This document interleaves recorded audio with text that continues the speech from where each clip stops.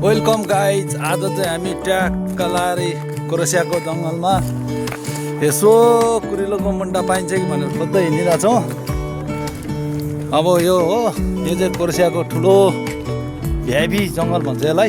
Dating setting गर्न मिल्छ। यतातिर कुर्चीहरू छ, तपाईँको यता समुद्र छ नजिकै।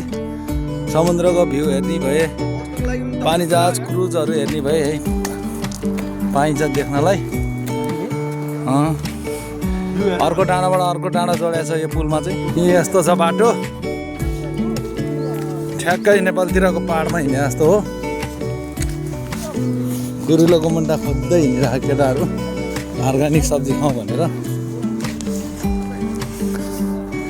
हामी चाहिँ यस्तै छ, आछ भने घरतिर छोरा कहाँ छ भन्दा युरोप छ भन्ने मात्र भएको छ।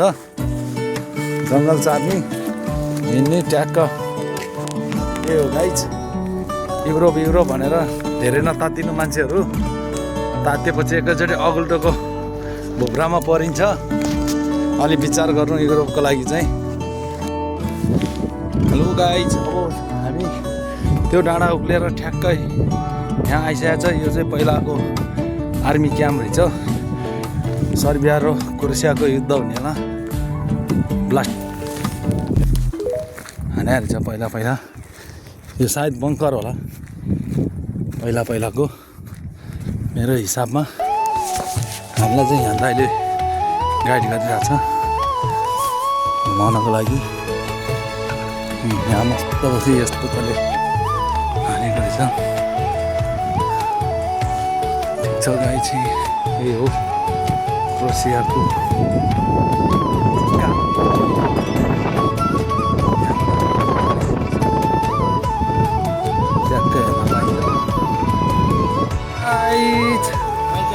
ल क्रोएसियामा कुरिलोको मुन्टा टिपिरहेछौँ हामी यहाँ अहिले जङ्गलमा।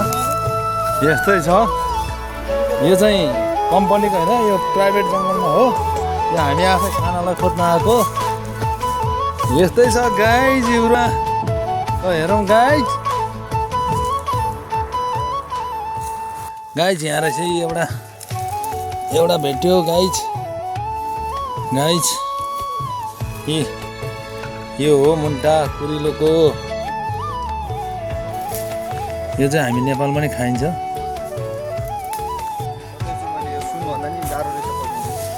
यो महँगो पनि, सुनभन्दा महँगो भने त फेरि यहाँ कति युरो, 6 युरो कि कति वर्षले मुठाको। यत्रो यत्रो देख्दैन केटाहरू के भा सब हो यो हो होइन। यिनीहरू देखेन यहाँ गाइज। चिन्नेलाई चाहिँ यो सजिलो छ टिप्नलाई, नचिन्नेलाई धेरै गाह्रो छ। गाइज यहाँ पुरानो पुरानो आर्मीको बङ्करहरू छ। यो चाहिँ तपाईँको सर्बिया र क्रोएसियाको लडाइँ हुने बेलामा, पहिलाको युद्धको बेलामा हानेको रहेछ। पुरा बङ्करी पुरै उडाइदिएको कि पहिलाको लडाइँमा बमले उडाइदिएको ठाउँ रहेछ गाइज। यो चाहिँ आर्मीको बेस क्याम्प रहेछ पहिलाको। गाइज कुरिलोको मुन्टो नभान्जा गाइज। अब हामी फर्क्यौँ, सकेर घुमेर सक्यो, हामी फर्क्यौँ। ल गाइज, यो भिडियो चाहिँ हामी युट्युबमा हाल्नेछौँ। त्यसो साथीभाइहरूले लाइक, सब्सक्राइब, फलो गरी कमेन्ट गरिदिनु होला। योभन्दा अर्को भिडियो युट्युबमा आएर हेर्नु होला। सूर्य तामाङ भ्लग छ।